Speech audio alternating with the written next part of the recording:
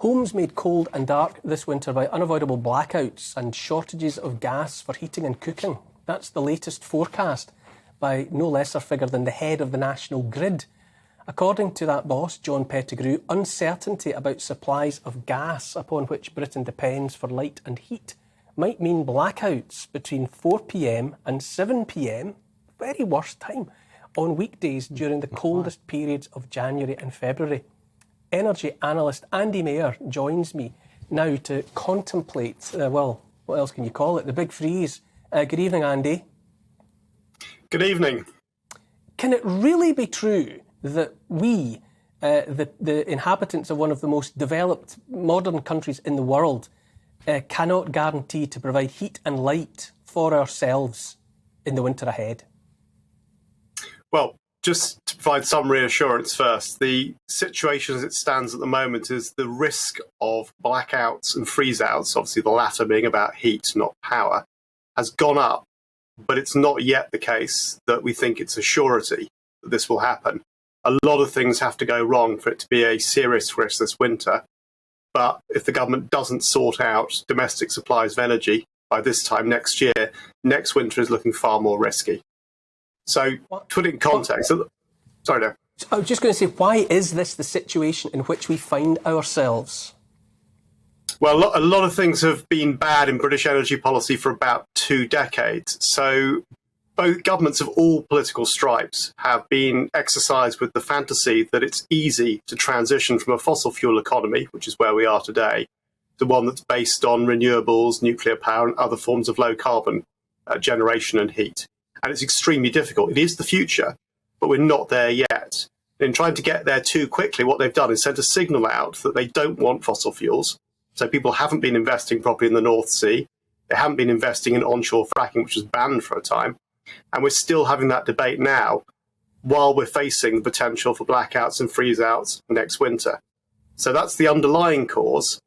Other things that have happened is the same thing has been happening across Europe. And for gas in particular, we are a regional market. So when the Ukraine-Russia war conflict started, an enormous chunk of the gas that we needed was taken out of play. And that's what everybody's panicking about at the moment. Meanwhile, across the rest of the world, our friends in America are trying to help, but they also want to keep the gas at home so they can keep their prices down. And our not-so-friendly neighbours in OPEC, Saudi Arabia, Qatar, some of the states that are more aligned with Russia, are not wanting to put these things out there yet because they want to keep prices high. So it's a very difficult situation, and the insecurity fundamentally, though, has been caused by a lack of preparation at home. I mean, it does rest, doesn't it, on the fact that we used to store and be able to store a lot more gas, and that facility was done away with. And it's down to that. There's a lot of attention on the Rough facility, which is one 5-day storage facility that's based around old fields in the North Sea. And actually, that was never our storage strategy. The old storage strategy was more simple. We had the North Sea. We didn't need to store gas. We could just get more stuff out of the North Sea quickly. But that's collided with the government trying to throttle the North Sea for about a decade by putting windfall taxes on it, by encouraging them to go through a Pacific low-carbon transition, which is far too soon. And this is why we're in the trouble we're in now. And even now, with this going on, Parliament this week debated whether or not to ban shale gas for good in the middle of an energy crisis. So there's a complete lack of reality coming from our elected politicians on what the state of the crisis actually is. Complete lack of reality, I think, sums a lot of it up. I suppose a lot of people watching will want to know, supposing it happens, I mean, I appreciate you saying that other dominoes have to fall before it happens, but if it does, how would it work? Would it be rolling blackouts? Would people get warning? Would it be in different places on different days? Yeah, so there should be some reassurance here that the National Grid is extremely well prepared for this eventuality. It's always been a risk. It's just one we've not seen for decades, not since the 1970s, really. Although if you were up in the islands and highlands of Scotland, you may have seen it a bit more recently. What they do is they try and black out places in rotation. So there are scheduled regions and there are scheduled times of the day, as you mentioned, 4 to 7 o'clock as one 3-hour slot. And they will try to make it as fair as possible. So it's not the case, for example, that London can dominate by having all the power. It is the case that they'll try and distribute the blackouts around the country. Freeze-outs are more serious in winter. Freeze-outs mean that people who need the heat, particularly the elderly and the vulnerable, are at risk. So that is something the government will try and avoid at all costs.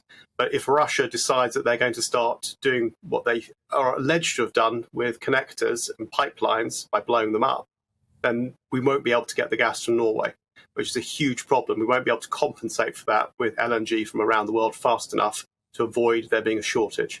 So it's a big risk. Europe is less exposed to that risk because they do have physical storage capacity. We don't, not very much anyway. And that is something the government needs to address urgently. They need to get some kind of backup on stream as fast as possible, or this becomes an ever-present risk if the Russians escalate the conflict. Andy, I'll open this up to my guests in the studio with me, and I know that Narinder Kaur has a question coming. So Andy, what do you propose they should do right now? What can be done right now? Because it doesn't seem, listening to you, there's any solution right now. And you're saying Russia, should we not have gone to war with Russia? Should we not have backed Ukraine, sorry? What can we do? Yeah. I mean, there are bigger questions there than just the risk of blackouts and freezeouts to us. I mean, clearly the moral case to back our friends and allies in Ukraine is absolute. We're dealing with an authoritarian dictatorship in Russia based on a particularly nasty form of ethno-nationalist, almost fascist politics that has to be opposed. It would have been a fundamental mistake not to back the Ukrainians. Keith, it is about more than Russia-Ukraine, isn't it? I mean, that's a recent addition to the problem, but it is years, isn't it, of mismanagement, of ridiculous hubris in relation to Agenda 2030 and net zero. Well, I think I accepted that earlier on your programme. Mm-hmm. It goes back decades, not just this government, but I also think that this, whilst maybe some people are panicking a bit over this, I think there would be great criticism if the powers that be weren't to say, well, there's a risk of blackouts, but I actually don't think these blackouts will actually occur. But if we don't say there's a risk of it and then it happens, everyone would be up in arms. And if we say, well, there is a risk, maybe some people will actually use less energy than they are at the moment. That'll help to take the risk away. But also, I think people will be more comfortable. So I think this is being a bit blown out of proportion, to be perfectly honest.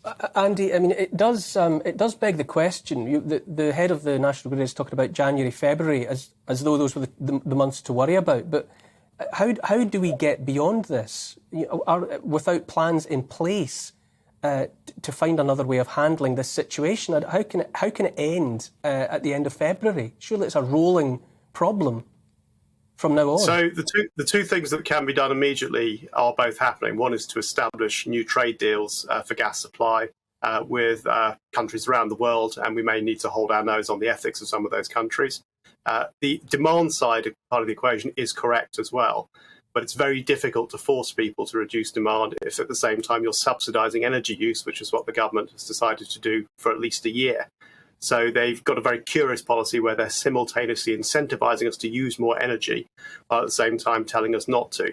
And the outgoing administration has been all over the shop on this, and they haven't really got a solution. The other thing that needs to happen that could make a difference in 1 to 3 years' time is we need to start fracking. We need to rapidly expand exploration of the North Sea. So we've got domestic resources that can then be either used here or exported in the summer, making a lot of tax revenue on those exports, so we can then plough that back into the longer-term solutions, which are nuclear power, wind power, solar power, all of these other forms of energy that will eventually remove our dependency on gas. Andy, since we're talking about electric light, I don't think I can let you go without asking what that Robbie the robot over your shoulder is that's blinking and flashing. What is that in the corner of your room? So you could use it as a blackout demonstrator. I mean, it's the thing we do for local kids in the area. We create models that they put in the window. So there's a display at the moment in the window for Halloween that we light up, and it's got moving parts and fun stuff. And that's just a hobby. But yeah, that's very good. You'd almost swear we prepared that, wouldn't you? Mm-hmm. That almost looked like it was rehearsed. Narinder, it is astonishing, isn't it, no matter what, that this country, this developed country, that we're even having this conversation. I know, because I was just saying to you that in India, when I've gone on travels there, they have energy blackouts. They have everything goes, but they have generators to back it up if, you're wealthy enough. But otherwise, you sit in the dark for 2 or 3 hours. I can't believe that would happen here. I mean, I can't accept that, Andy. I will not sit in my house with candles, freezing, and unable to, cook food. How can that even happen in this country?